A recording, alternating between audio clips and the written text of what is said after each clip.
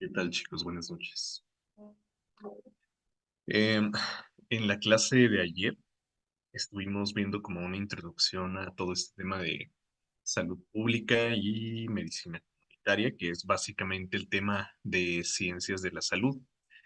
Em, entonces, pues, como les digo, fue una introducción porque nos tomó la mayor parte del tiempo hablar sobre definiciones y explicar con mucho detalle la historia natural de la enfermedad. Entonces, pues también platicamos muy ampliamente de esto que estamos viendo aquí en la pantalla sobre los agentes y pues los explicamos también muy profundamente. Entonces espero que ya con estos repasos que estamos haciendo estén quedando más claras las cuestiones que nos pudieran llegar a preguntar en nuestro examen de admisión al respecto de ciencias de la salud, todo lo que tenga que ver con esto. Em, entonces, pues vamos a continuar con esta cuestión de la triada ecológica con algunas cosas que nos faltó explicar, que nos faltaron explicar ayer. Entonces, sobre la triada ecológica, hablamos solamente de agentes. Explicamos qué onda con los agentes físicos, químicos y biológicos y también explicamos algunas de las características que les podemos atribuir a estos agentes. Entonces, estuvimos también con relacionados precisamente con esto. Así que pues vamos a ir viendo exactamente lo mismo en el resto de esta clase. Bueno, y pues hablando sobre la tarea ecológica, algo que nos faltó platicar ayer es sobre el ambiente. Entonces, pues ayer platicábamos que a lo que le llamamos ambiente, en términos muy simples, era pues el entorno de los huéspedes y el entorno de los agentes causales, porque decíamos que un agente causal no simplemente con el hecho de existir va a ser capaz de causar la enfermedad, porque tiene que llegar de alguna manera a infectar al huésped, ¿sí? Y lo mismo, el huésped no simplemente por el hecho de existir va a ser susceptible, ¿verdad? Tiene que haber por ahí algunas variables físicas, químicas, climatológicas, sociales, que lo hagan más susceptible.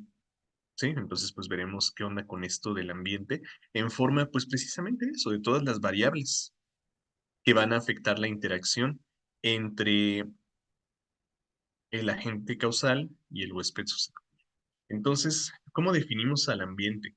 El conjunto de condiciones e influencias externas, ¿sí? O sea, no propias del agente o del huésped que afectan la vida y el desarrollo de un organismo, tomando como organismo, pues precisamente ya sea un agente o un huésped, ¿sí? Y obviamente la forma en la que estos dos interactúan, ¿sí? Cómo estos dos se van a ver relacionados en un conjunto de varias variables, ¿de acuerdo? Entonces, el conjunto de condiciones e influencias de todas las variables físicas, biológicas, socioeconómicas, culturales, que impacten en la interacción de estos dos, cómo el agente puede llegar al huésped o cómo el huésped se puede exponer a la gente, ¿de acuerdo? Y bueno, pues aquí tenemos un montón de variables, ¿no? Entonces podemos empezar con las variables físicas. Por ejemplo, la topografía del entorno. No va a ser lo mismo hablar de, por ejemplo, una comunidad que se encuentra a nivel del mar, que tiene una temperatura tropical y que la presión atmosférica, cuya presión atmosférica es normal, ¿verdad? Una playa, a hablar de una ciudad que se encuentra a una altitud elevada, que está rodeada de montañas, que está rodeada de bosques, que tiene mucha humedad y muy alta presión. Entonces, pues esto puede afectar directamente la forma en la que un agente entra en contacto con un huésped o puede afectar también directamente la susceptibilidad de nuestro huésped. No va a ser lo mismo, como decíamos, que una persona se encuentra a nivel del mar con una presión de una atmósfera y que la saturación de oxígeno sea adecuada. a que se encuentre a 2.000, 3.000 metros sobre el nivel del mar y que la saturación de oxígeno baje y sea más difícil respirar. ¿Sí? Luego, por eso, eh, por ejemplo, en el caso de los deportistas, ¿no? Ven que los futbolistas que, por ejemplo, juegan en altitudes bajas, tienen un mejor desempeño. Por ejemplo, los que se van a jugar a Acapulco, a Mazatlán, a todo eso, ¿no? Muy diferente a cómo es el desempeño de los que juegan, por ejemplo, en el Distrito Federal o que juegan en el Estado de México, cuya altitud es de más de 2.000 metros sobre el nivel del mar. Se ve muy disminuida su desempeño, ¿no? Entonces, la topografía tiene mucho que ver en el entorno de los individuos. Y bueno, claro que esto pues nos hará más susceptibles, por ejemplo, a enfermedades respiratorias, o ya no tanto causadas por un agente biológico, por un agente infeccioso, más bien por la propia topografía del ambiente, como enfermedades, perdón, como insuficiencias respiratorias. Hablando del clima, las estaciones, la humedad, pues la temperatura tiene muchísimo que ver. Yo creo que ustedes mismos están acostumbrados a verlo de esta manera, ¿no? Eh, no es muy común que durante el verano, por ejemplo, veamos a una persona con un resfriado, que tenga gripe, que una enfermedad respiratoria le afecte, ¿verdad? No es muy común que en épocas donde hay mucho calor, pues se vean este tipo de enfermedades. Más bien que vemos en este tipo de épocas. Bueno, pues por las temperaturas altas que favorecen el desarrollo de microorganismos, pues más bien vemos enfermedades gastrointestinales, ¿no? Es más bien cuando la temperatura baja que vemos estas enfermedades respiratorias. ¿Por qué? Pues porque se vuelven más permeables nuestras vías respiratorias. Las barreras químicas son menos eficientes y nos vemos más expuestos a microorganismos que entran por la vía respiratoria, ¿no? Entonces, estas tres tienen mucho que ver.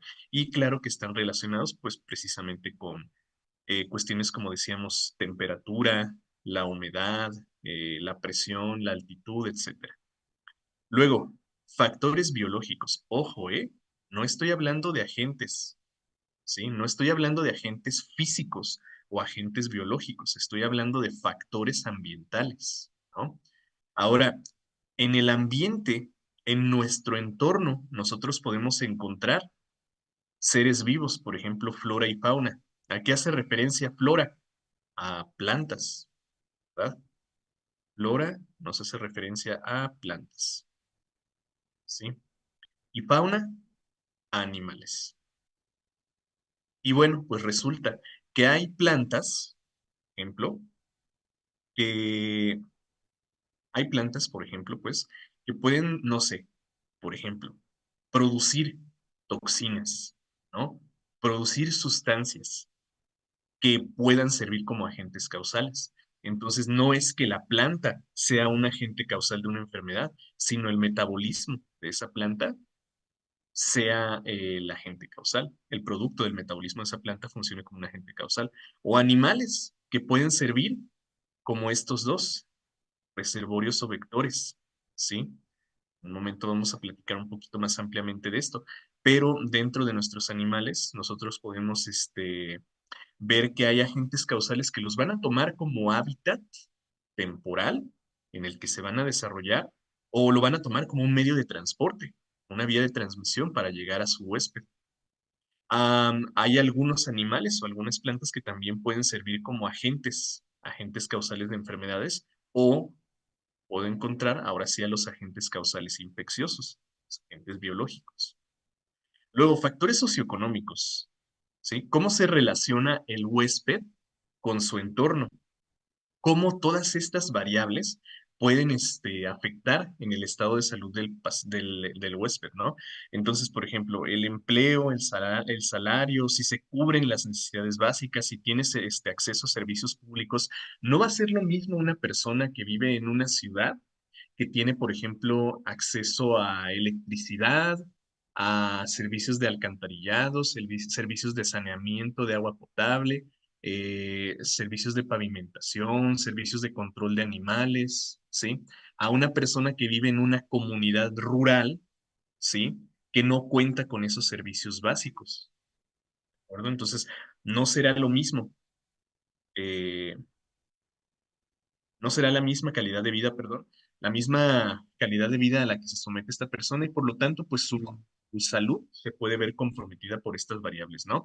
Por ejemplo, si yo no tengo acceso a una fuente de electricidad, bueno, pues no puedo refrigerar eficientemente mis alimentos y el crecimiento de microorganismos se va a ver muy favorecido de esa manera.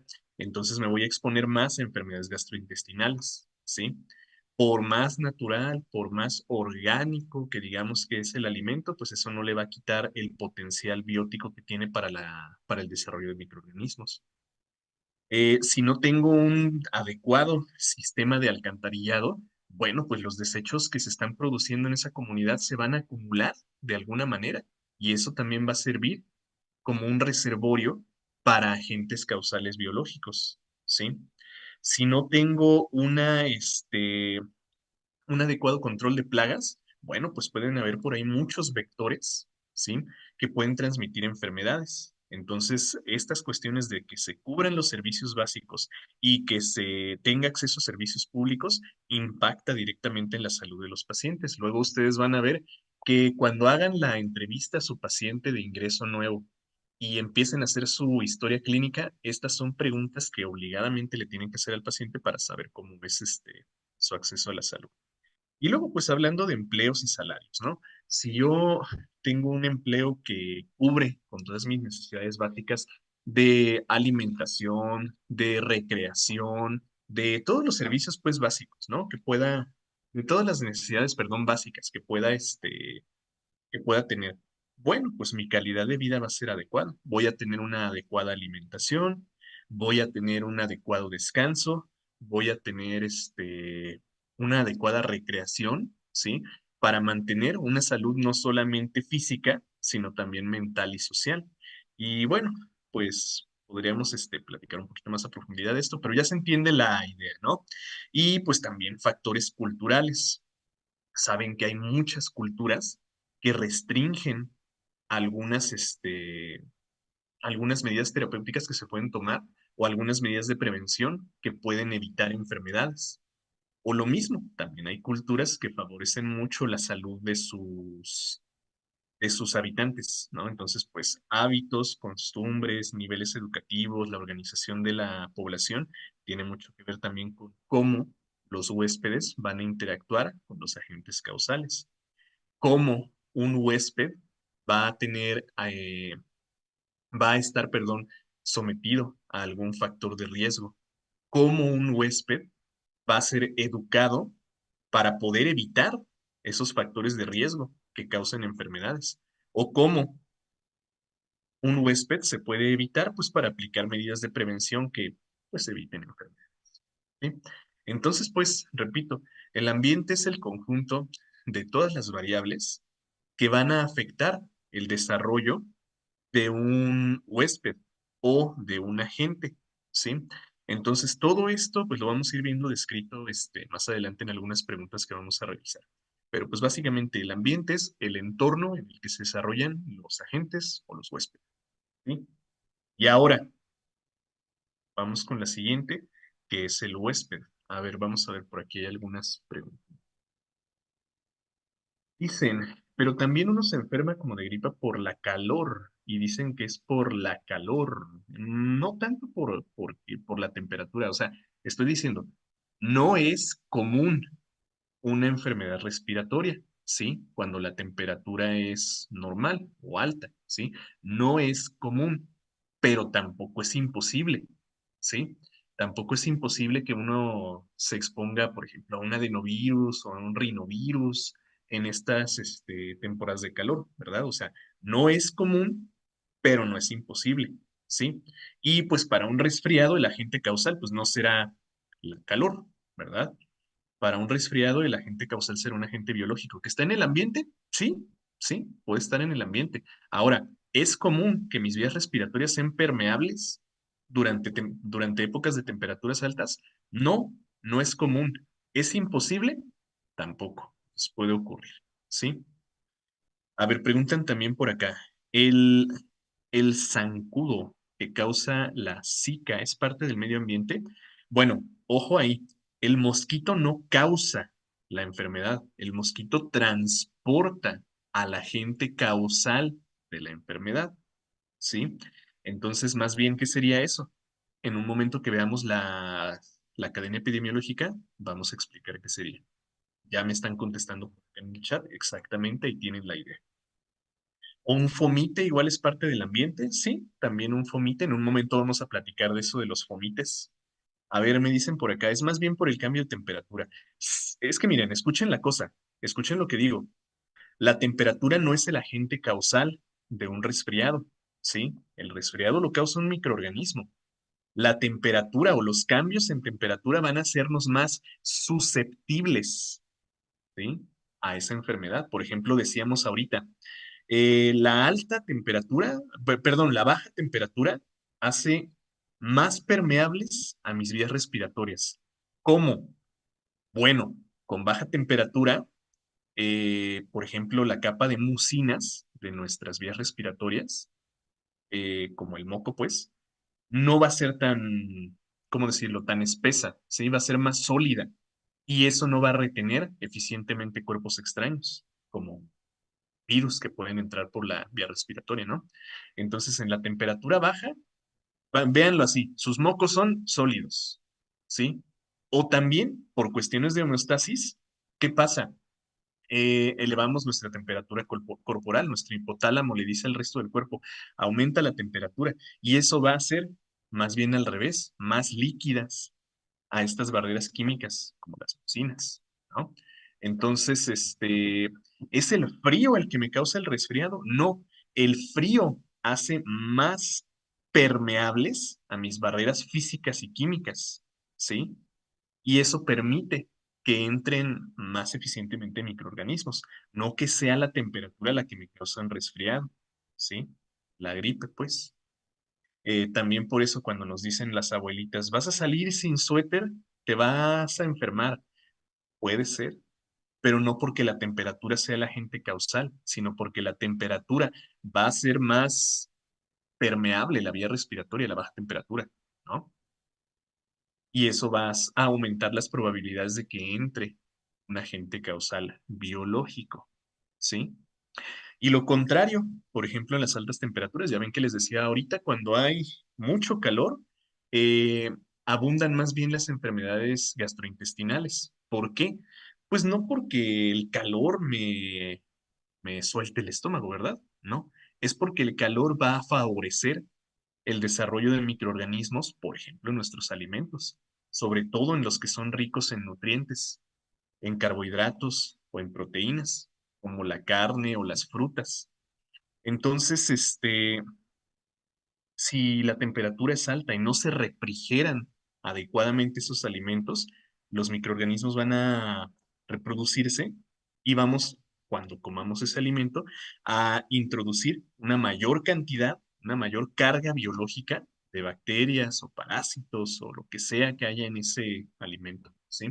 Entonces, pues, no es la temperatura el agente causal, es un factor ambiental que nos hace más o menos susceptibles a alguna enfermedad, ¿de acuerdo? Entonces, pues espero que esté quedando claro esto, chicos. Espero que ya tengamos fuera de nuestra mente esa cuestión de que es el frío el que nos enferma o que es el calor el que nos enferma. No, eso es nada más un factor ambiental que nos puede hacer más susceptibles o menos susceptibles, ¿no? Pero bueno, espero que se vaya entendiendo. Me dicen por acá, ¿por qué hay oportunistas, virus oportunistas? También es una cuestión. De hecho, vamos a platicar de eso. Vamos a platicar ahora hablando de los huéspedes. Entonces, ¿qué es el huésped? Es el ser vivo, ¿sí? Persona o animal. Hablando de salud pública, una persona que en condiciones normales va a permitir el desarrollo o el alojamiento de un agente causal físico, químico, biológico, ¿sí? El que va a permitir que el agente causal cause precisamente la enfermedad, donde se desarrolla eh, la patología, el que cursa por la enfermedad, ¿sí? Entonces, para que este huésped curse precisamente por una enfermedad, pues este huésped debe ser susceptible, ¿no? Porque, a ver, piénsenlo, expuestos a agentes causales estamos siempre, siempre, siempre, siempre, ¿no? Por ejemplo, ya ven que les decía ahorita, cuando un alimento no se refrigera adecuadamente, ¿qué va a pasar? Aumentamos la carga biológica, ¿sí? O sea, quiero decir la cantidad de microorganismos que hay en ese alimento. Pero eso no significa que cuando hace frío, por ejemplo, o cuando tengo refrigerados a mis alimentos, la cantidad de bacterias sea cero, ¿no? Siempre va a haber bacterias, ¿sí? Como ya les he platicado, chicos, por más que desinfectemos nuestros alimentos, por más que cocinemos dichos alimentos, va a haber microorganismos que van a sobrevivir, ¿sí? Va a haber parásitos, va a haber bacterias, va a haber virus que estén en esos alimentos. Y cuando los consumimos, pues van a entrar a a nuestros tejidos, ¿verdad? Pero para eso, como ya lo hemos platicado, también tenemos barreras físicas, barreras químicas, tenemos células inmunológicas, tenemos moléculas inmunológicas que nos defienden de todo eso. Por ejemplo, si yo ahorita tengo un pedazo de carne ahí en mi refrigerador y está bien refrigerada y la he mantenido sin romper la cadena de frío, eh, bueno, pues puedo decir que ahí la cantidad de bacterias es mínima. ¿Pero es cero? No, no va a ser cero. Van a estar ingresando bacterias. Pero para eso, como decíamos, tenemos nuestro sistema inmunológico. Entonces, todos estos mecanismos de inmunidad van a mantener a raya a esos agentes causales, ¿sí? Que pudieran haber ingresado por alguna vía a nuestro organismo, ¿sí? Entonces, siempre vamos a estar sometidos a algún agente causal. Siempre va a haber un agente causal que entra a nuestros tejidos. También por la vía aérea, ¿no? O sea, respiramos aire, sí, pero en ese aire no hay solo aire. En ese aire hay partículas de polvo, hay partículas de polen, por ejemplo, ahorita, en esta época de primavera. Hay restos de células muertas por la descamación de la piel de miles de millones de humanos. Hay restos eh, flotantes de materia fecal que no se dispone adecuadamente. Y todo eso está entrando por nuestra vía respiratoria. Pero como dijimos, para eso hay barreras físicas y barreras químicas que las detienen. Y si no, hay células inmunológicas y moléculas inmunológicas que las neutralizan, ¿no? Entonces, bueno, ahí está la cuestión con eso. Nosotros somos huéspedes para un montón de agentes biológicos, pero nuestro sistema inmunológico será capaz de neutralizar esos agentes y evitar que causen la enfermedad. Bueno, ahora, ¿qué nos hace más o menos susceptible a una enfermedad? Muchísimos factores. Vamos a ver aquí los principales. Por ejemplo, el sexo, ¿sí? Nosotros podemos ser más o menos susceptibles a una enfermedad, pues de acuerdo a nuestra configuración fisiológica, ¿sí? Por ejemplo, eh, lo, lo más evidente, ¿no? A ver, a una mujer le puede dar cáncer próstata, cáncer testicular, a un hombre le puede dar cáncer cervicouterino, un hombre puede desarrollar síndrome de ovario poliquístico. No, ¿verdad? Por la configuración fisiológica, meramente por la cantidad de órganos que tenemos, ¿sí? No porque un sexo sea más susceptible que otro, ni no, nada de eso, por la configuración fisiológica que nosotros tenemos, ¿sí? Eh, una mujer va a ser mucho, mucho, mucho más susceptibles a infecciones de las vías urinarias que un hombre. ¿Por qué? Porque la uretra de un hombre está protegida, por ejemplo, por el glande. Y además hay un epitelio, el prepucio, que cubre ese glande, ¿no? Entonces es mucho más difícil que un patógeno ingrese por esa puerta de entrada. Pero las mujeres, a pesar de que tienen pliegues vestibulares, ¿sí? Pliegues epiteliales que cubren el orificio urinario, pues va a estar mucho más expuesto. Hay ciertos movimientos que despliegan precisamente esos pliegues, ¿sí? Y que pueden exponer al orificio urinario. Entonces, una mujer es mucho más susceptible a una enfermedad, perdón, a una infección de las vías urinarias, precisamente por esa cuestión. Y es de nuevo por su configuración fisiológica, ¿sí? Me dicen por acá el síndrome de Turner. Ahorita vamos a hablar de eso, ¿sí? De las cuestiones genéticas. Un momento platicamos al respecto. Entonces, pues, el sexo nos hace más o menos susceptibles. Además, bueno, ahorita platicamos de las enfermedades ligadas al sexo, ¿no? Que van acá en la genética. Ok, a ver, infecciones urinarias, exactamente. Las mujeres son más susceptibles. Ajá, exacto, lo que platicábamos, ¿no? ¿Cuál sería una barrera química? Me preguntan por acá. Bueno, ahí te voy a invitar a que repases las clases de inmunología. Ah, no es cierto, de una vez. Por ejemplo, hablábamos hace un momento de los mocos, de la cavidad nasal. ¿El moco qué es?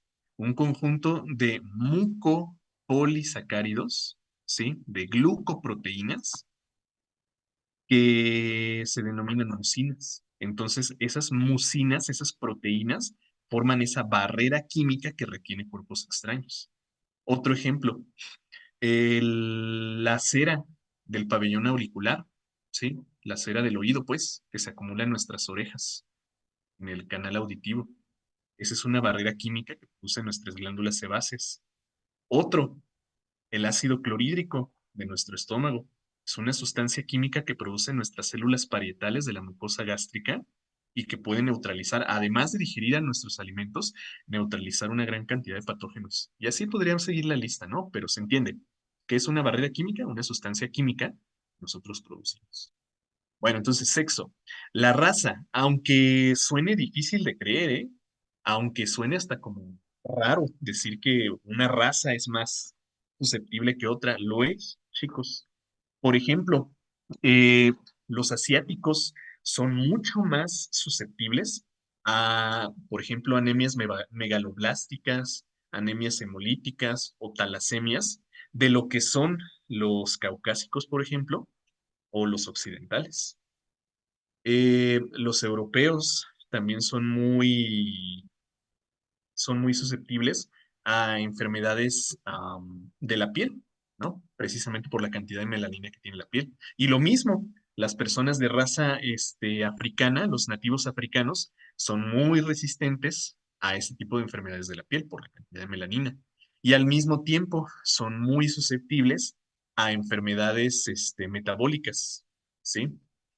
Aquí en Latinoamérica, nosotros que somos mestizos, que somos pues un regadero de muchas razas, somos también muy, muy, muy susceptibles a síndromes metabólicos, ¿sí? Como la diabetes, como la hipertensión, como un montón pues de enfermedades.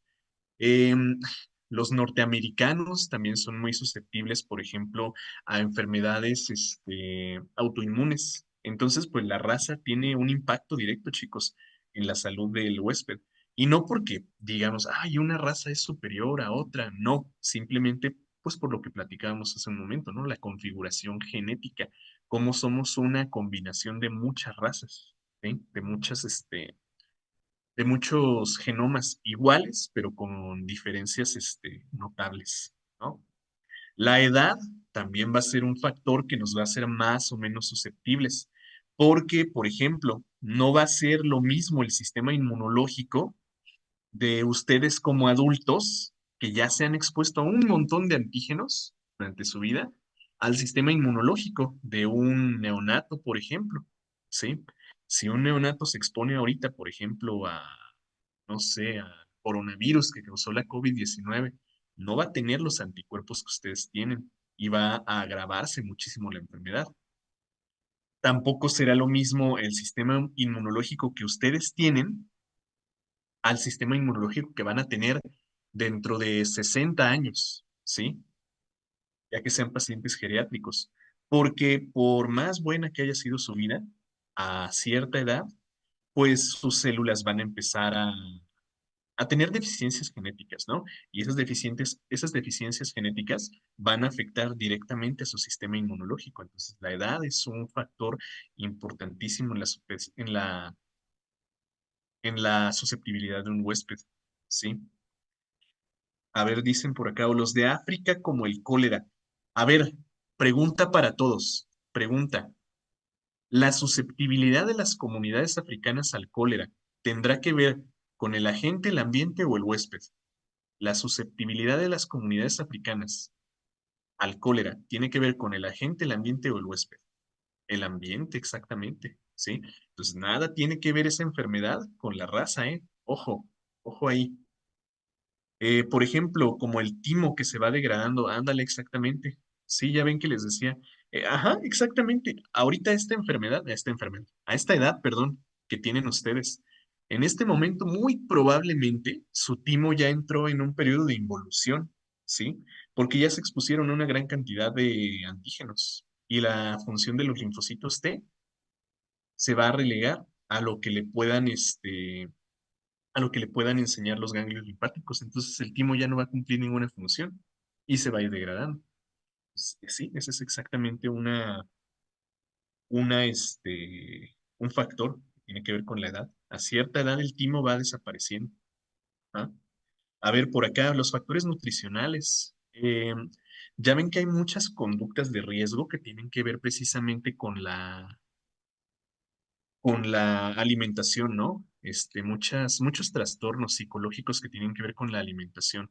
Por ejemplo, dietas hipercalóricas que causan obesidad, que causan acumulación de carbohidratos en nuestros tejidos, acumulación de tejido adiposo y acumulación de un montón de sustancias, ¿no? Que pueden llegar, que pueden causar síndromes metabólicos, como platicábamos hace ratito, la diabetes, ¿no? Pues, tiene mucho que ver con eso. O también, este, la desnutrición, ¿no? La falta de alimentación que puede causar, pues, enfermedades, relacionadas con deficiencias de nutrientes, como las anemias o las talasemias. O como decíamos, trastornos psicológicos que nos van a evitar, o bueno, ¿cómo les digo? Que nos van a alterar la percepción de la realidad y nosotros nos vamos a ver con sobrepeso y lo que vamos a hacer es evitar el alimento. O vamos a ingresar alimento a nuestros tejidos, pero lo vamos a eliminar por alguna forma. O nos vamos a, como dicen, ¿no? A traumar con los resultados que vemos por el ejercicio y nos vamos a empezar a ser adictos al ejercicio. O vamos a pensar que alimentos superprocesados nos van a matar y vamos a empezar a consumir solamente la comida del campo, ¿no? Entonces va a haber muchos trastornos psicológicos que tienen que ver también con los factores nutricionales. Entonces, pues los vamos a platicar también más al ratito, pero sí tiene mucho que ver.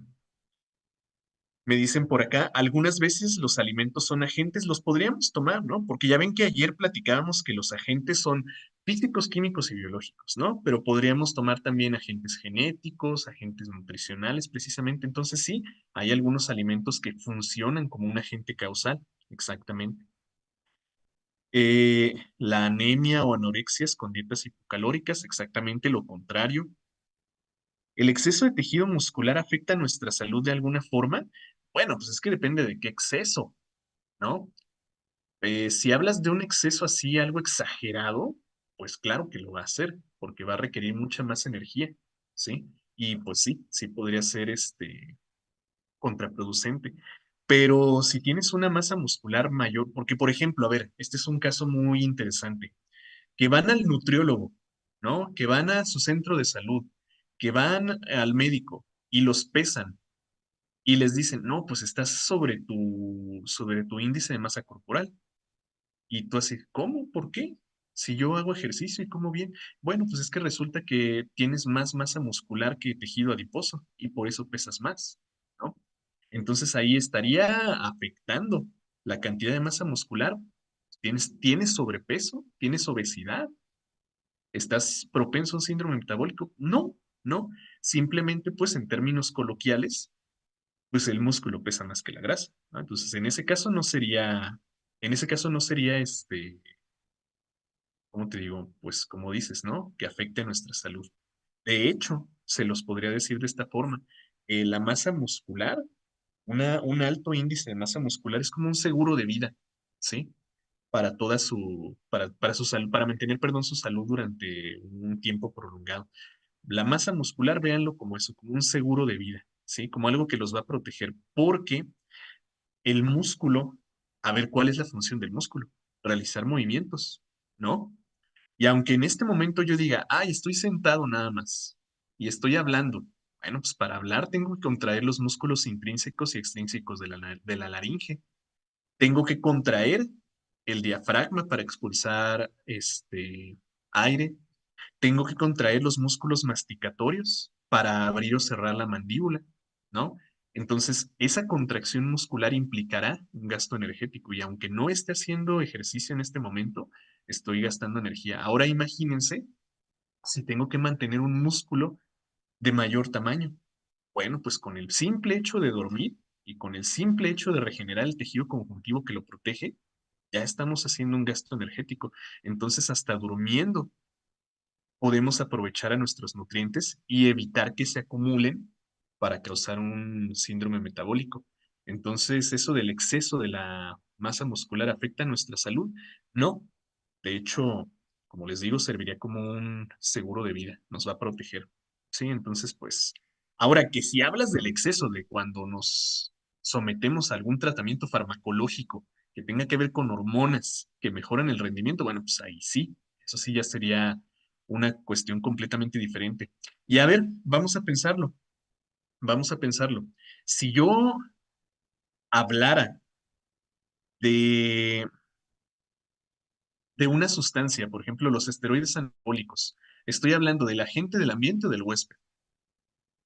Una persona que se inyecta agentes, perdón, que se inyecta esteroides anabólicos y que causa una cardiomegalia y una gastromegalia y una hepatomegalia.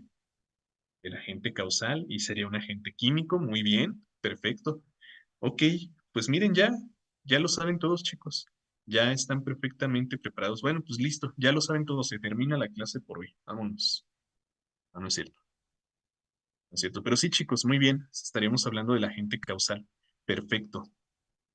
A ver, me dicen por acá, ¿los linfocitos B sí maduran en el vaso?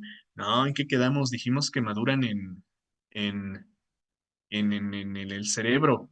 ¿Te acuerdas? Dijimos que en el cerebro, por eso la B de brain. ¿O dónde más maduraban? A ver, es que no me acuerdo. Eh, ¿Qué más empieza con B? Bueno, no sé. No, en la médula ósea. Ya quítense esa idea de que los linfocitos B maduran en el vaso. Yo no sé de dónde salió eso, chicos. Es en la médula ósea. A ver, ¿qué más? ¿Qué más? En el hueso. Sí, en el hueso, no en la médula, en el hueso. En los osteocitos. En la bilis. En la bilis, ajá. Maduran en la bilis. Exactamente. Ahí maduran en la bilis, por eso la B. Por eso la B de bilis. Bueno, a ver, dice, si en una pregunta nos dicen, una persona consume alimentos con alto contenido de sodio y bajo nivel nutricional, aquí habla del huésped. Si nos dice sobre la persona, sí, hablaría del huésped, pero no sé. Y si habla del alimento como tal, sería así de la gente. Pero es una pregunta muy ambigua, ¿eh? Bueno, vamos a seguirle acá. Salud mental. También esto tiene mucho que ver, ¿no? Hay muchos trastornos psicológicos que deterioran bastante nuestra salud, ¿no? Trastornos psicológicos como, por ejemplo, hablábamos ahorita, ¿no? De lo que tiene que ver con la nutrición. La anorexia o la vigorexia o la bulimia tienen que ver, como les decía, con una percepción alterada de la realidad. Entonces yo me veo al espejo y me veo más gordo de lo que en realidad estoy. ¿Y qué hago? Pues restringir mi dieta y evitar el ingreso de alimentos, ¿no? O yo voy al gimnasio y me veo ahora más flaco de lo que estaba ayer y más bien me pongo a hacer 5 o 6 horas de ejercicio y a tomar un montón de suplementos alimenticios y hasta tomar sustancias que mejoren mi rendimiento. Y eso va a afectar mi salud. Ahora, hay otros trastornos que tienen que ver con la deficiencia de sustancias en nuestro sistema nervioso o en el exceso de sustancias. Por ejemplo, mm, si tenemos un exceso de neurotransmisores, ¿sí? Nuestro sistema nervioso va a estar hiperexcitado y vamos a cursar por un trastorno que se llama ansiedad, que es un trastorno muy, muy, muy, muy común en la actualidad. Bueno, que en realidad siempre lo ha sido, ¿no? Siempre, siempre, siempre lo ha sido. Pero es que ahora lo diagnosticamos más comúnmente.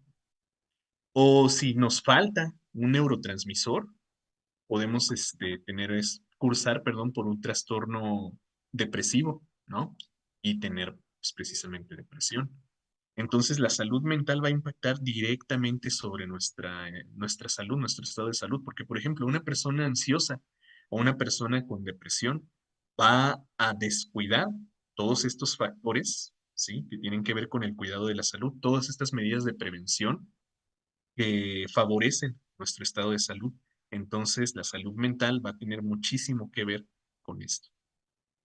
Luego, factores culturales. Pues hablábamos hace ratito, ¿no? De las cuestiones socioeconómicas y el entorno de nuestros pacientes. Por ejemplo, hablando de la prevención de enfermedades o de la terapéutica para enfermedades, hay muchas culturas que, por ejemplo, no aceptan transfusiones de sangre o donación de órganos o terapias de reemplazo de hormonas, ¿sí? Entonces, alguna cuestión pues así, que venga de otro organismo, ¿no? Sobre todo los que son muy religiosos, como los judíos, o como ese tipo de religiones pues del Medio Oriente, ¿no? Eh, alguien me mandó un mensaje hace un momento hablando sobre la India, exacta, ándale, exactamente, en los del río Ganges, exacto, que es un río muy contaminado, precisamente por los rituales que llevan a cabo, por cómo preparan a, pues a las personas que fallecen y bueno, pues precisamente los sumergen en ese río y todavía de ese río toman agua para riegos, para consumo humano, para no sé. Entonces eso tiene mucho que ver con eso, en el estado de salud. Hablando también de la India, no promueven muy eficientemente la salud bucal y eso lleva a muchas infecciones periodontales. Y ni se hable de la forma de cocinar los alimentos, ni hablar ahí de cómo se cocina en la India. A ver, dice, se hizo viral un video de un peruano que fue internado por probar comida callejera en la India. Bueno, pues lo que decíamos, ¿no? Cómo cocinan. Y eso tiene que ver con la cultura, ¿eh? De cómo ha ido evolucionando y cómo se han criado las generaciones en ese tipo de países. Entonces, factores culturales tienen muchísimo que ver con eso. Y pues factores genéticos, ya hablábamos hace ratito, ¿no? Por ejemplo, una mujer no puede cursar por el síndrome de Klinefelter. Un hombre no puede cursar por el síndrome de Turner. Una mujer no puede padecer hemofilia, ¿sí? Y alguna de esas enfermedades ligadas a los cromosomas específicos de un sexo o de otro. Luego también hay cromosomas que están ligados muy estrechamente a un tipo de enfermedad. Por ejemplo, hablando del cromosoma, una traslocación de un cromosoma y otro, ¿no? El llamado famosísimo cromosoma Filadelfia, que cuando se encuentra en un paciente es casi, casi patognomónico de leucemia mielocítica crónica, ¿no? Es casi, casi diagnóstico. O también el cariotipo alterado de una persona que tenga una deleción del cromosoma 5 y su complejo mayor de histocompatibilidad va a estar pues deficiente y no va a reconocer algún cuerpo extraño, entonces va a estar inmunosuprimido. Los factores genéticos también nos van a hacer más susceptibles pues, precisamente a enfermedades genéticas, ¿no? Sobre todo ahí podemos destacar el cáncer. Y bueno, chicos, podríamos estar aquí hablando la noche entera sobre factores que nos hacen más o menos susceptibles, pero yo creo que ya se entiende, ¿no? O sea, un huésped va a ser huésped para algún agente causal cuando éste sea susceptible. ¿Qué lo hace más susceptible? Pues todo esto que estamos platicando, ¿no? Todas estas cuestiones que tienen que ver con cómo se desarrolla y cuál es su estado de salud. Entonces, pues básicamente esto es lo que va a hacer a un huésped más susceptible. Entonces aquí vamos a hacer la anotación, ¿no? Para que un huésped sea huésped de un agente causal y que curse por una enfermedad, debe ser un huésped ay, caray, susceptible. acuerdo? Bueno, pues ahí está, chicos. Entonces ya con esto terminamos todo lo que tiene que ver con la tríada ecológica, ¿sí? Así que, pues bueno, a ver, entonces ya hablamos de los agentes, ¿no? Que pueden ser principalmente físicos, químicos o biológicos. Ya vimos cuáles son todas sus subclasificaciones y todas las cuestiones que tenemos que tomar en cuenta al respecto. Ya vimos también muchas características que los definen y que nos preguntan en el examen de admisión. Ya hablamos del ambiente, ya hablamos del huésped, entonces listo, terminamos con la tríada ecológica. Y bueno, pues creo que estas preguntas ya las contestamos ayer, ¿no? Sí, todo esto ya lo vimos ayer. Ok, sí, sí, sí, ya todas estas las contestamos. Pues ahí está todo lo que tiene que ver con esto, la triada ecológica, ¿vale? Ahora vamos a entrar a otro tema que está muy relacionado con esto de de los agentes, del ambiente, del huésped, todo, ¿sí? Todo, que es la cadena epidemiológica. Entonces ya habíamos platicado hace un momento, chicos, no basta con que el agente causal exista. No basta con que el huésped sea susceptible. Tiene que haber una forma en la que este agente causal llegue al huésped susceptible. Y fíjense cómo no es una línea así recta de un paso a otro. No, va llevando un montón de elementos que tiene que haber para para que la enfermedad ocurra, ¿sale? Entonces, la cadena epidemiológica es el conjunto de todos los elementos necesarios para que ocurra la enfermedad, porque sí, necesito el que cause la enfermedad y el que aloje al agente causal de la enfermedad, ¿sí? El que curse por la enfermedad. Pero también necesito a todos los medios necesarios para que el agente causal llegue al huésped susceptible, ¿de acuerdo? Entonces, vamos a ver todos estos eslabones de la cadena epidemiológica y vamos a estudiarlos a fondo para que pues, cualquier cosa que nos puedan preguntar al respecto la podamos contestar. Además, pues vamos a tomar en cuenta que es muy importante conocer la cadena epidemiológica en las enfermedades para que ustedes ya en la práctica sepan pues cuál es el eslabón más débil de esta cadena y ahí cortar, ¿no? Para evitar que el agente causal afecte al huésped y así evitar la enfermedad, ¿sí? Porque ya lo hemos platicado mucho. Ustedes se van a dedicar a curar enfermedades, pero lo principal, su principal función es prevenir enfermedades. Entonces, ¿por qué es necesario conocer la cadena epidemiológica? Porque de esa manera nosotros podemos identificar el eslabón más débil, el eslabón más susceptible, y ahí cortar esa cadena para evitar que el agente causal enferme a nuestros pacientes. ¿De acuerdo? Otra consideración importante aquí. Todo lo que tenemos aquí es, en la mayoría de los casos, necesario, pero no siempre van a ser necesarios todos los eslabones, ¿sí? Vamos a ver que hay veces que un huésped puede ser también un reservorio y nos podemos saltar todo esto, ¿sí? Y un mismo huésped puede infectar a otro huésped y alojar otro agente causal. Y bueno, tener por ahí algunas consideraciones, ¿no? Entonces, ¿son necesarios todos los eslabones de la cadena epidemiológica? En la mayoría de los casos, sí. Siempre, no. Va a haber algunas enfermedades en las que nos podemos saltar varios. ¿Siempre va a ser así en este orden? No siempre. La mayoría de los casos sí. Pero hay veces que, como les decía, un huésped susceptible puede ser un reservorio y me puedo ahorrar esto de la puerta de salida y buscar luego una vía de transmisión. O sea, va a haber muchas consideraciones que tomar aquí, ¿vale? Pues ahí está, chicos. Vamos con esto de la cadena epidemiológica. Antes de empezar, quiero recordarles que así como todo lo que platicamos está acá definido en texto, todo esto que vamos a platicar aquí a continuación y lo que les voy a anotar está acá también, en forma de texto, ¿sí? Todo está aquí, ¿de acuerdo? Bueno, pues vamos entonces para acá. Lo primero que necesitamos para que ocurra una enfermedad, pues es precisamente el agente causal de esa enfermedad. Entonces ya sabemos que los agentes pueden ser físicos, químicos o biológicos. Pero la cadena epidemiológica, escuchen el término epidemiológica, ¿sí? Esto nos va a hablar de enfermedades infecciosas, ¿sí? Enfermedades infecciosas. ¿Qué es esto de infeccioso? Que se puede transmitir, ¿sí? Que se puede transmitir de un individuo a otro. ¿Y qué tipo de agentes causan enfermedades infecciosas? Los agentes biológicos. Entonces, para esta cadena epidemiológica, nos vamos a enfocar en agentes biológicos. Claro que un agente químico también puede llevar por ahí una especie de cadena epidemiológica, ¿sí?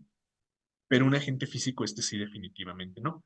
Es muy raro hablar de un agente químico que lleve una cadena epidemiológica de esta forma, pero bueno, puede haber. Aún así, pues, nos vamos a enfocar a agentes biológicos. ¿De acuerdo? Bueno, entonces estos agentes biológicos, vamos a ver que van a cumplir, pues, precisamente un ciclo biológico, ¿sí? En el que nosotros lo podemos ver en una forma, subdesarrollada, luego va a pasar a otra forma, vamos a decirle una forma trófica, luego va a cumplir otra parte de su ciclo biológico en otro organismo, ¿sí? Y luego tiene que pasar a otro estado, a otro estadio de maduración, y tomar otra forma y regresar a una específica forma dentro de ese ciclo biológico. Entonces, estos agentes biológicos van a tener diferentes etapas de maduración que pueden cumplir en un lugar o en otro lugar, ¿sí? Entonces, este ciclo biológico puede ocurrir en el ambiente o puede ocurrir en un reservorio o puede ocurrir en el huésped susceptible, ¿sí? Entonces, estos agentes causales biológicos, estos agentes infecciosos, llevan un ciclo biológico muy específico, ¿sale? Entonces, agentes causales físicos, infecciosos, que van a tener varias etapas de maduración, varios estadios de maduración, que van a cumplir en diferentes partes de su ambiente. Ok, bueno, entonces, hay algunos agentes causales que así como están, sobre todo los virus, pueden ya causar la enfermedad, simplemente con entrar en contacto con un huésped causal, perdón, con un huésped susceptible, pueden causar ya la enfermedad. Hay algunos otros que necesitan desarrollarse. Por ejemplo, vamos a pensar en un protozoario, ¿no? Que al protozoario me lo encuentro en su forma de trofozoito en el ambiente. Y luego tiene que entrar a un reservorio, ¿sí? Y luego se va a convertir ahora en un quiste, ¿sí? Y luego ya en los tejidos del reservorio se va a convertir de nuevo en un trofozoite y va a ir cumpliendo pues por ahí sus etapas de maduración, ¿no? Entonces, un reservorio, chicos, vamos a ponerlo así, es un hábitat temporal, ¿sí? Un reservorio es un hábitat temporal nada más, en el que el agente causal va a cumplir alguna de estas partes de su ciclo biológico, ¿sí? Va a cumplir alguna parte de su ciclo biológico. ¿Y qué va a hacer en este huésped temporal? En este huésped temporal se desarrolla y se multiplica, ¿sí? Entonces cumple una parte de su ciclo biológico. Aquí se desarrolla y aquí se reproduce. ¿Sí? Entonces, ojo aquí, ¿sí? Ojo aquí. El reservorio puede ser, voy a borrar esto del ciclo biológico, yo creo que ya se entendió, ¿sí? Aquí hablábamos pues de cómo entes causales pueden desarrollarse de diferentes maneras, ¿no? Entonces, un reservorio, chicos, puede ser un ser vivo o un objeto, parte del ambiente, ¿sí? A ver, vamos a pensar en la segunda parte, ¿no? En estos de acá. Vamos a pensar acá. Parte del ambiente. ¿Cómo es esto de parte del ambiente? Hay agentes biológicos, agentes causales, que pueden vivir en un objeto inanimado, en el suelo, por ejemplo, ¿sí? En el polvo, en las partículas de polvo del suelo, o en la propia tierra, pues, ¿sí? Por ejemplo, las bacterias gram negativas, que tienen forma de bastón, ¿sí? Los llamados clostridios. Esos clostridios son anaerobios y para evitar el oxígeno van a estar viviendo pues precisamente en el suelo, que se oxida muy fácilmente, ¿sí? Entonces, ¿qué es el suelo, chicos? ¿Qué es la tierra químicamente? Lo que nosotros encontramos así como polvo o a lo que le llamamos pues tierra, pues son óxidos, ¿sí? Óxidos de algún elemento, óxido de silicio, óxidos de calcio, óxidos de hierro, óxido de algún elemento, pues. Entonces, ¿qué significa que sea un óxido? Por ejemplo, en el óxido de silicio. ¿Qué significa eso? Que el oxígeno ya está enlazado y que no puede servir como un agente oxidante. O sea, que no va a interferir con las reacciones de una bacteria anaerobia. Entonces, por ejemplo, los clostridios pueden tener como reservorio a la tierra, así como tal, al suelo. O también piensen en un charco de agua, ¿no? Un cuerpo de agua estancada que está ahí existiendo así nada más, pero que va a alojar, por ejemplo, protozoarios o bacterias, ¿no? Entonces hay bacterias que se pueden desarrollar en esa agua estancada o hay protozoarios que se pueden desarrollar y cumplir una parte de su ciclo biológico, ¿sí? Para desarrollarse ahí y reproducirse ahí, ¿sí? Es decir, vamos a ponerlo aquí en términos simples, prepararse para infectar, ¿sí? Entonces, un reservorio puede ser parte del ambiente, puede ser un objeto inanimado, el suelo o un charco de agua o materia en descomposición o qué sé yo, ¿no? Parte del ambiente. O puede ser también un ser vivo, ¿no? Por ejemplo, una planta o un animal. El segundo es el más común. Un animal que sirva como un reservorio. Por ejemplo, hay muchos mamíferos pequeños que sirven como reservorios precisamente para usuarios, ¿no? Piensen, por ejemplo, en los gatos domésticos, en los que se desarrolla el toxoplasma, ¿sí? Entonces ese toxoplasma, un protozoario, va a tomar al gato, a ese mamífero pequeño, como un pequeño hábitat temporal, porque su huésped final será el humano, ¿sí? De ahí es donde va a tomar la mayor cantidad de nutrientes, pero puede habitar temporalmente a ese gato, a ese pequeño mamífero, para desarrollarse y ahí reproducirse y y prepararse pues para infectar, ¿no? Entonces ese hábitat temporal va a servir con esas funciones. Un medio de desarrollo del agente causal y un medio para que se reproduzca. A ver, me dicen por acá, los mosquitos en el virus del dengue. No, un mosquito no sería un reservorio. Ahorita voy a explicar eso, ¿eh? Pero no, un mosquito sería otra cosa. Ahorita platicamos al respecto.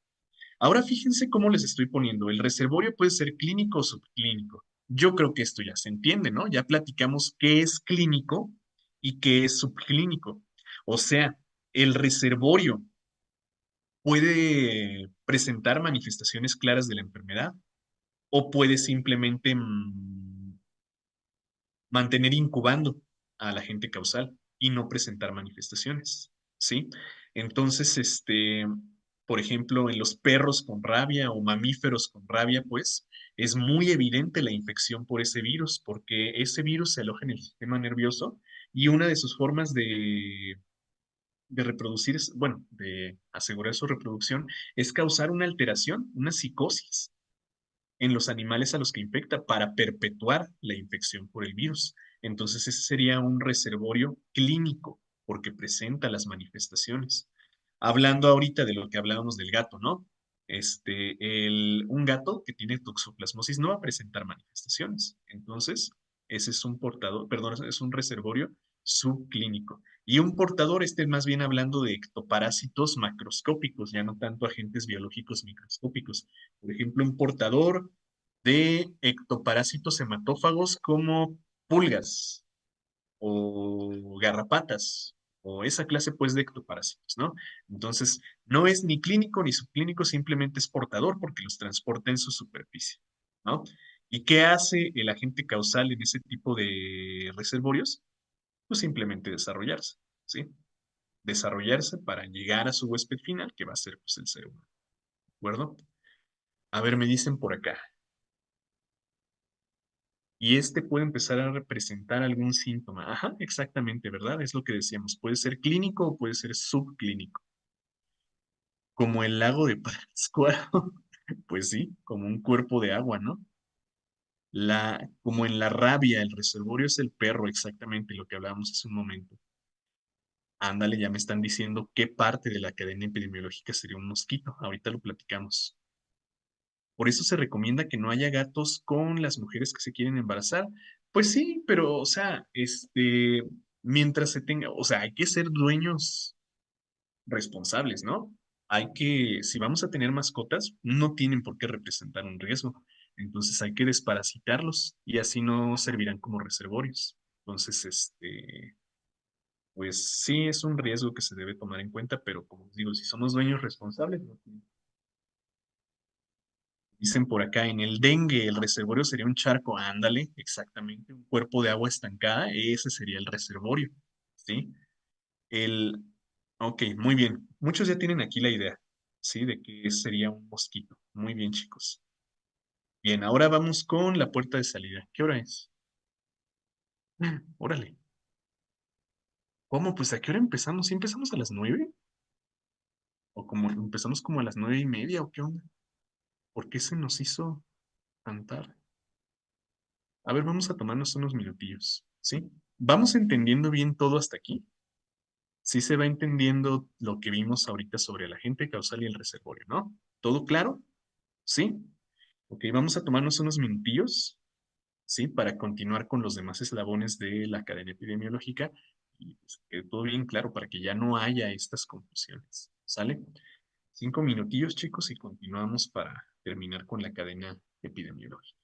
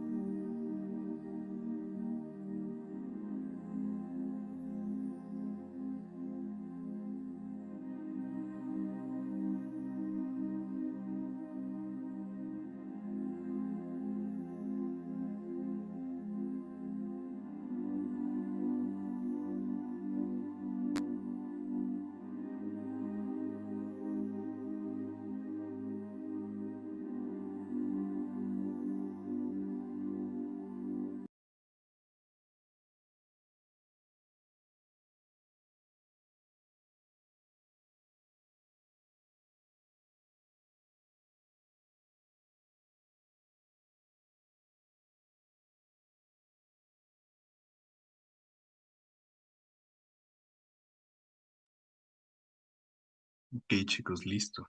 Yo creo que ya podemos seguir, ¿no? Y sí, vamos a seguirle porque por lo que veo muchos ya se me estaban durmiendo.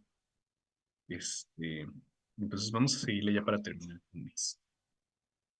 Decíamos pues que un reservorio va a servir como un hábitat temporal nada más, ¿sí? Un sitio en el que nuestro agente causal va a vivir de manera temporal nada más, porque su huésped final pues, será el humano en este caso, ¿no? Este va a ser un huésped temporal. ¿Y qué finalidad va a tener este huésped temporal o qué beneficio va a tener este huésped temporal para los agentes causales? Pues que va a servir como un medio en el que va a estar, en el que va a estar desarrollándose, perdón, en el que va a estar preparándose para infectar y en el que va a reproducirse para aumentar su cantidad, para aumentar su población y pues precisamente aumentar la probabilidad de infectar a un huésped final. Bueno, entonces, ya el, ya el agente causal está desarrollado, listo. Ya se desarrolló, ya está listo para infectar, entonces tiene que llegar a su huésped final, ¿sí? Entonces, para esto necesita una puerta de salida, o sea, tiene que salir del reservorio, tiene que salir de ese hábitat. A ver, espérenme un poquito, 2 minutos, espérenme.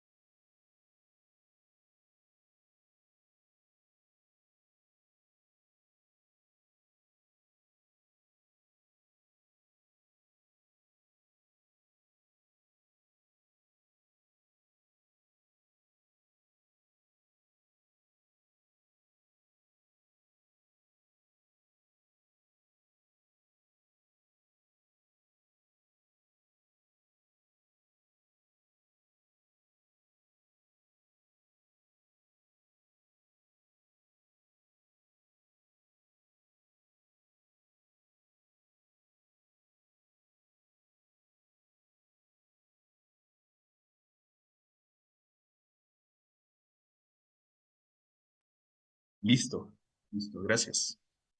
Bueno, entonces decíamos, pues, el reservorio es un hábitat temporal nada más, ¿sí? Un hábitat temporal. Entonces, en este hábitat temporal está preparándose para infectar a su huésped final, ¿sí? Su hábitat final, donde va a aprovechar los nutrientes de ese huésped, ¿verdad? Entonces, un reservorio, o bueno, hablando pues de un reservorio, se encuentra dentro, si se trata de un reservorio vivo, de los tejidos de un animal, por ejemplo, ¿no? Está dentro del organismo de un animal. Entonces, para infectar a su huésped final, tiene que salir de esos tejidos y buscar una entrada a los tejidos del huésped final, ¿de acuerdo? Entonces, eso es una puerta de salida, la forma en la que el reservorio va a entrar, o bueno, mejor dicho, va a salir del reservorio para entrar al entorno, si se puede decir eso. Me explico, ¿no?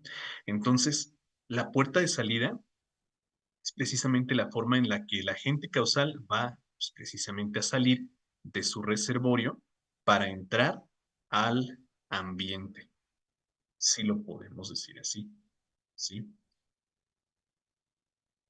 Para formar parte del ambiente. Ok, entonces fíjense chicos, la puerta de salida puede ser la vía digestiva, la vía respiratoria, la vía urinaria o la vía cutánea. ¿Por qué? Porque nosotros podemos definir de otra manera puerta de salida como un punto de contacto entre los tejidos del reservorio y el ambiente, ¿sí? Una vía precisamente que conecte a los tejidos de nuestro reservorio con el exterior, con el entorno, ¿sí? Y estas vías son la digestiva, la respiratoria, la urinaria y la... ¿Cómo es esto? Vamos a retomar el ejemplo del gato con toxoplasmosis, ¿no? Entonces, el toxoplasma es un parásito, un protozoario, que se va a desarrollar pues precisamente en la vía digestiva del gato. Entonces va a entrar por la cavidad oral, se va a alojar en sus intestinos y finalmente va a ser expulsado por las heces, ¿sí? Entonces esas heces, el conducto rectal, va a servir como la forma en la que ese agente causal va a salir del gato y va a entrar en el entorno para buscar una forma de llegar a su huésped susceptible. ¿Explico? Entonces, por ejemplo, por las heces. De hecho, las heces son una forma muy común de puerta de salida para agentes causales. Hace ratito me hablaban del cólera, ¿no? En comunidades africanas. Entonces, el cólera va a ingresar al ambiente, o el agente pues causal, que es la bacteria que causa el cólera, el vibrio cólera, va a entrar al ambiente por medio de las heces fecales, de las heces, perdón, no digan heces fecales es redundante, de las heces de los pacientes infectados, de los reservorios, ¿sí? Entonces es la forma en la que va a entrar en contacto con el entorno. Y ya fuera de su reservorio, pues va a buscar ahora sí la forma de infectar. Entonces puede ser esta, ¿no? La vía digestiva o la vía respiratoria. Por ejemplo, un estornudo de una persona infectada por un virus respiratorio. O la vía urinaria, una infección precisamente de las vías urinarias. O la piel, salir por las glándulas sebáceas o las glándulas sudoríparas, ¿no? Entonces, pues, ¿qué es esto de una puerta de salida? Decíamos, un punto de contacto. ¿Entre qué? Los tejidos del reservorio y el entorno. Entonces, vamos del reservorio al ambiente. Por eso decimos que es una puerta de salida. Va a salir de los tejidos del huésped hacia el ambiente. ¿Sale? Pues ahí está, ya está en el ambiente, ahora sí, tiene que entrar en contacto con el huésped. Pero pues para esto va a necesitar un transporte, ¿sí? Un medio de transporte que es precisamente la vía de transmisión. De hecho, vamos a poner aquí, vía de transmisión es un transporte, ¿sí? Es la forma, pues, en la que el agente causal ya en el ambiente va a llegar a los tejidos del huésped. Entonces, estas vías de transmisión, chicos, pueden ser directas o pueden ser indirectas. ¿Cómo es esto de directas? Pues lo tenemos aquí, de persona a persona, o sea, un contacto directo entre los tejidos de una persona infectada y una persona receptora, ¿no? Entonces, un contacto directo, piensen, no sé, este, tengo un virus respiratorio y estornudé y al estornudarme me cubrí con las manos, ¿no? Cubrí mi boca y cubrí mi nariz con las manos, que ya tengo ahí impregnado al agente causal en mis manos. Entonces llego y saludo de mano a mi amigo. Entonces ya hubo un contacto directo entre una superficie impregnada del agente causal, ¿no? Ya hubo un contacto directo entre una persona y otra. Entonces esa es la vía directa. Me dicen por acá un beso, exactamente, ¿no? Llego y saludo a mis compañeras del trabajo así de beso, ¿no? Y tengo un virus que elimino por la saliva, por ejemplo, ¿no? Entonces, bueno, pues ahí al tener un contacto directo de la cavidad oral con alguna superficie de esa persona, ya estoy contagiando, ¿no? Me dicen por acá la tos no. Ahorita te digo por qué no. También el contacto sexual, por ejemplo, hablando de un contacto directo, puede ser una vía de transmisión así de persona a persona, ¿sí? El contacto sexual en el que se implica, pues, compartir secreciones, ¿sí? Intercambiar secreciones corporales, como por ejemplo en el caso de las mujeres los fluidos vaginales o en el caso de los hombres el semen, el plasma seminal, ¿no? Entonces también es un método de transmisión directo de persona a persona. Ahora me decían hace un momento, la tos no sería una vía de transmisión directa, a menos pues que sea el caso de que estás tosiendo y te estás tapando con la mano, tocas a una persona, ese sí, ¿no?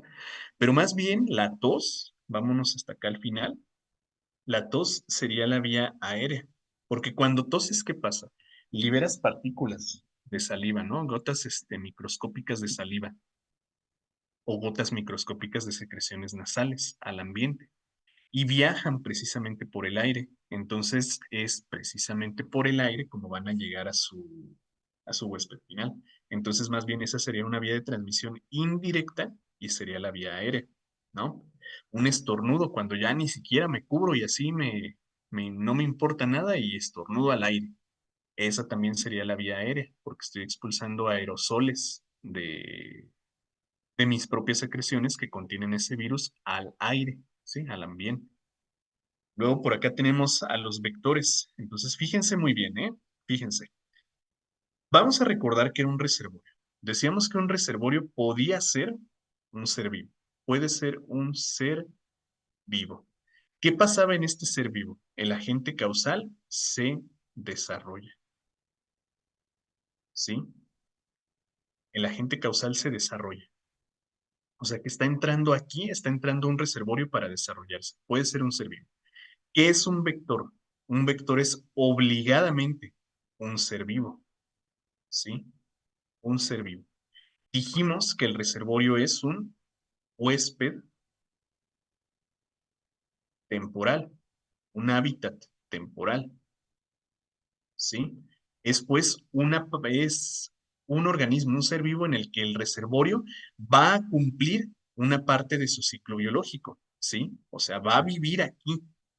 El agente causal vive cierta parte de su ciclo biológico en el reservorio. Aquí vive, aquí se desarrolla, aquí se reproduce, cumple una parte de su ciclo biológico. Un vector es sí un ser vivo, pero que sirve nada más como transporte. Un ser vivo que transporta al agente causal, ¿sí? Simplemente lo transporta, ¿sí? El agente causal aquí ya está desarrollado, ¿sí? Ya salió de su reservorio, ya obtuvo una puerta de salida y ahora simplemente tiene que ser transportado, ¿sí? Tiene que ser transportado a su huésped susceptible. Entonces, un vector es simplemente un medio de transporte que transporta precisamente al agente causal. Vamos a hacer aquí una anotación también, al agente ya desarrollado, ¿sí? Porque, por ejemplo, hace ratito me decían, el mosquito que transmite la enfermedad del dengue. Ese es un reservorio. No, no es un reservorio, es un vector, porque me decían también acertadamente, el reservorio del virus del dengue es un charco de agua, ¿no? Agua estancada que tenemos ahí en el ambiente. Ese es el reservorio. Ahí se desarrolla y ahí se reproduce. El mosquito que se posa sobre ese cuerpo de agua y se hidrata con esa agua, va a hacer ingresar a ese virus a sus tejidos y simplemente lo va a transportar, ¿sí? Entonces, ¿cómo diferenciamos al vector del reservorio? Porque en el reservorio se va a cumplir una fase del ciclo biológico, ¿sí? En el reservorio se va a cumplir una fase del ciclo biológico. En el reservorio el agente causal se desarrolla. En el vector, el agente causal ya está desarrollado, ¿sí? El reservorio es un huésped temporal. El vector es un medio de transporte, ¿sí? El reservorio puede ser un ser vivo, sí. El vector es un ser vivo en todos los casos, ¿sí? Entonces, que queden bien claras las diferencias, chicos, entre un vector y un reservorio. Ya se entiende por qué decíamos hace un momento que un mosquito no puede ser un vector, un reservorio, perdón, en el caso del virus del dengue, ¿sí? ¿Se entiende por qué no puede ser un reservorio? Sí, bueno, ok. Entonces, pues mucho ojo ahí, chicos. Otro ejemplo serían, no sé, las garrapatas, ¿no? Las garrapatas que transmiten por ahí al treponema. Entonces ese treponema va a ser perdón, va a ser el responsable de una enfermedad, la llamada enfermedad de Chagas, ¿sí? Y la garrapata o la chinche o el hematófago, pues, va a servir simplemente como un transporte, porque ahí el agente causal ya está desarrollado. Pues, simplemente va a llegar a un huésped para el agente causal y lo va a depositar ahí, ¿sí? Entonces está sirviendo simplemente como medio de transporte, ¿de acuerdo? No es un organismo en el que este agente causal va a cumplir una fase de su ciclo biológico, ¿de acuerdo? Es mucho ojo ahí. A ver, dice por acá, ¿el reservorio y la puerta de entrada pueden ser la misma entidad? No, definitivamente no, porque un reservorio es un individuo, por ejemplo, ¿no? Y una puerta de entrada, fíjate cómo es. Un reservorio es un hábitat temporal y una puerta de entrada es al hábitat final, al huésped final. Entonces, no, no podrían ser la misma. Más bien podrías decir que un reservorio, ¿sí? O un huésped, pues puede servir como un reservorio, eso sí, pero una puerta de entrada y un reservorio, no. A ver, hace rato cuando iba en la combi un señor me tosió en la cabeza. Bueno, pues es a lo que nos arriesgamos, a lo que nos arriesgamos al usar el transporte público, ¿no? Como decíamos hace ratito, factores culturales que pues no tienen la conciencia. Hay personas pues o partes de esta población que no tienen la conciencia de cómo se transmiten las enfermedades infecciosas. ¿Por qué la gente no representa un riesgo para el reservorio biológico, pero sí para el huésped? Por la afinidad de los tejidos, ¿sí? Por el metabolismo de ese reservorio. Entonces, un agente causal biológico no va a obtener tantos beneficios de un reservorio, de un mamífero pequeño, como sí lo haría de un primate mayor como nosotros. ¿Sí? Entonces, pues nuestro metabolismo es muy diferente y nuestros nutrientes los metabolizamos muy diferente y de aquí un protozoario, por ejemplo, sí va a obtener grandes beneficios, como no lo hará en un reservorio. Y de hecho, esa es precisamente la diferencia entre un reservorio y un huésped, ¿no? El metabolismo y la cantidad de beneficios que puede obtener un agente causal de cada uno de esos ¿por qué el perro con rabia es reservorio y no mecanismo de transmisión? Esa es una excepción. Ya ven que les decía, no siempre vamos a tener todos los eslabones de la cadena epidemiológica. A veces un reservorio puede ser la vía de transmisión y nos podemos saltar todo esto, ¿sí? Entonces ese es un caso en el que el reservorio sirve también como la vía de transmisión y sería directo, ¿sí? De un individuo a otro individuo en este caso. Entonces, ese es una excepción. En este caso, el reservorio sí, sí sirve como vía de transmisión. Pero bueno, hay muchas excepciones. Bueno, entonces ya la vía de transmisión lo que está haciendo es transportar al agente causal, ojo, ya desarrollado, ¿sí? Ya listo para infectar al huésped susceptible. Entonces ya está en mi superficie. Piensen, por ejemplo, en una gota microscópica de saliva que llega a un virus, por ejemplo, al muchacho al que le tosieron en la cabeza. Ya, ahí está, te tosieron en la cabeza, ya tienes al agente causal en tu superficie. ¿Te va a causar ya la enfermedad? No, tiene que entrar a tus tejidos. ¿Y cómo lo va a hacer? Pues por una puerta de entrada, ¿sí? Entonces, ¿qué es la puerta de entrada? Pues exactamente lo mismo que la puerta de salida, pero al contrario. Esta va a ser un punto de contacto, ¿sí? Pero entre el ambiente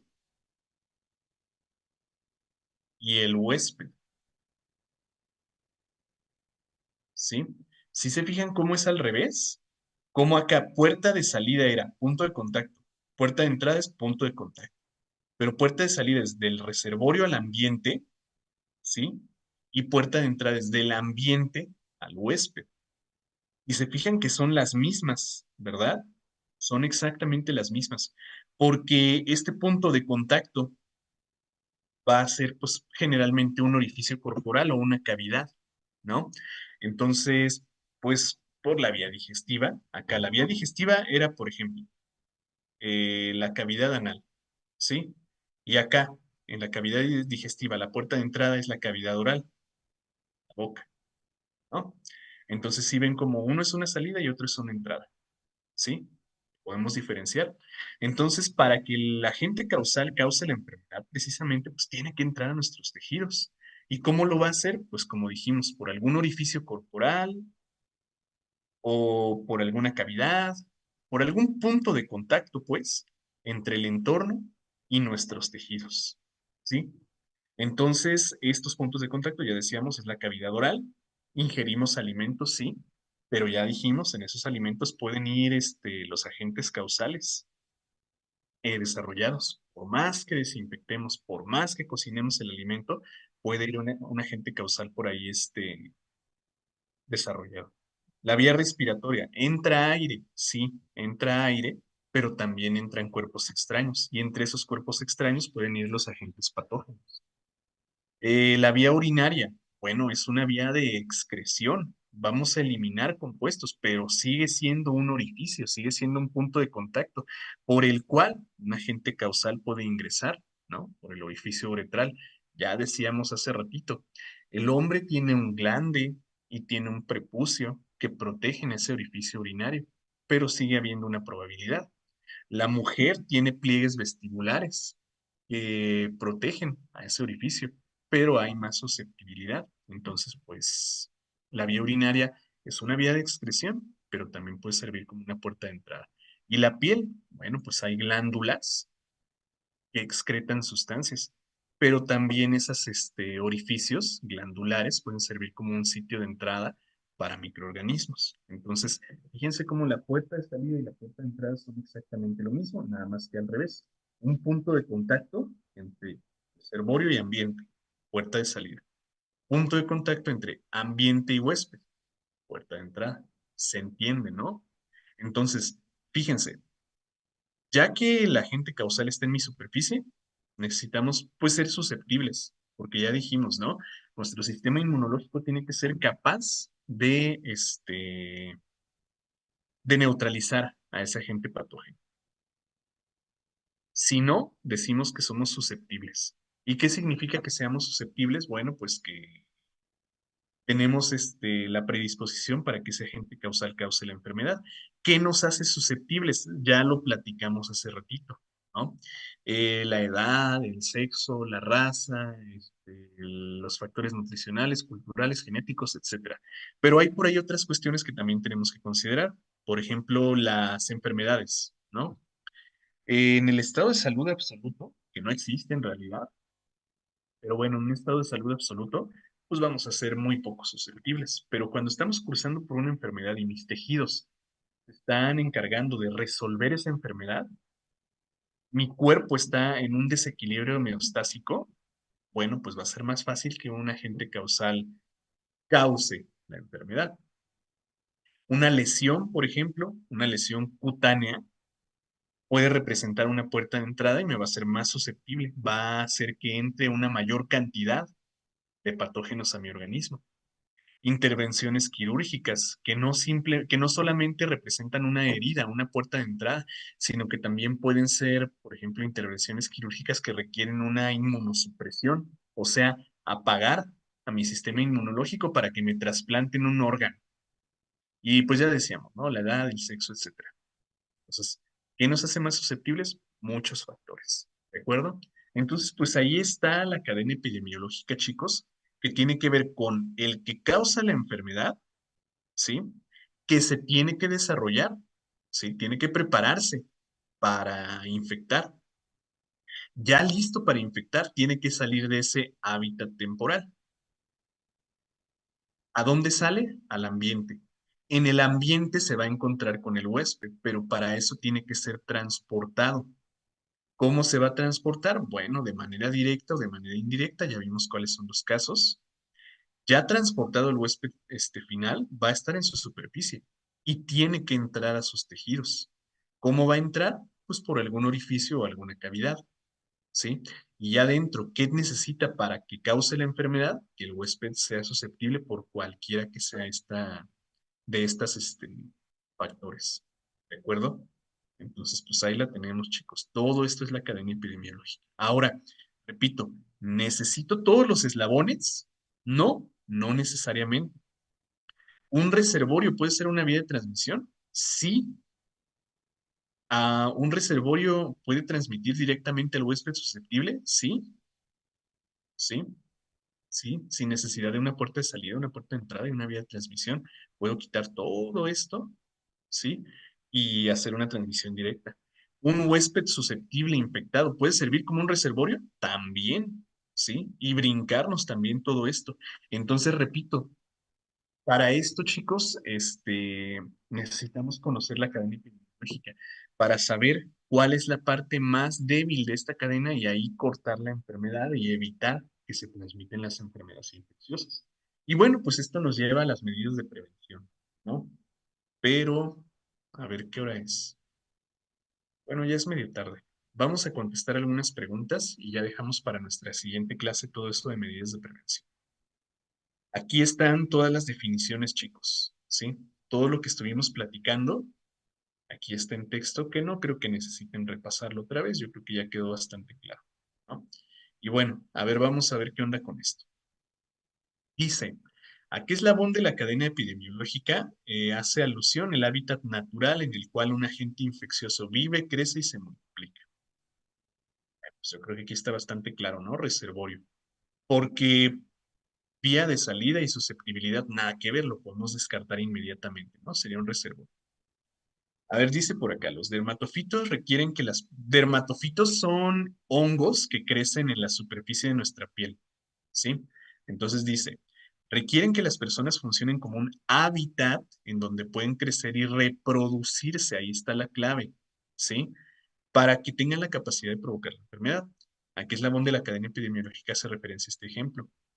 Pues otra vez nos están hablando del reservorio. De hecho, casi todas las preguntas de la cadena epidemiológica son de reservorio, ¿eh?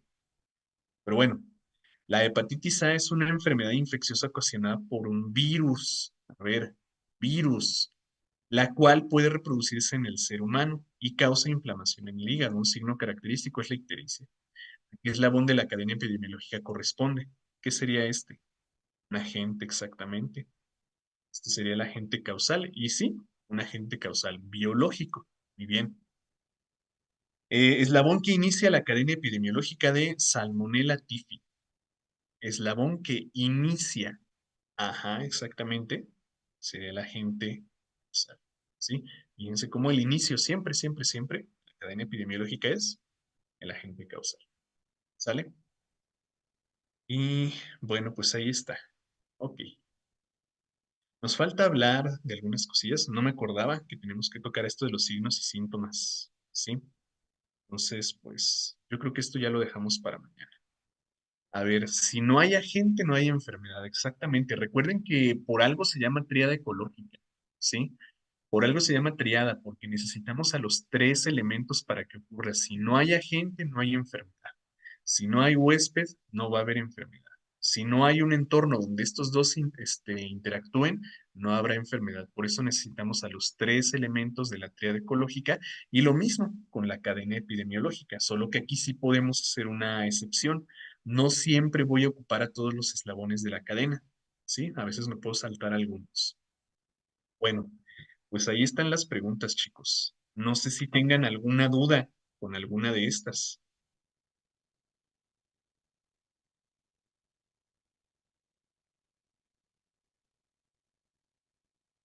A ver, dice, si alguien va en una bicicleta y se cae y se provoca un hematoma, ¿qué tipo de agente se debe? No sé, dime tú.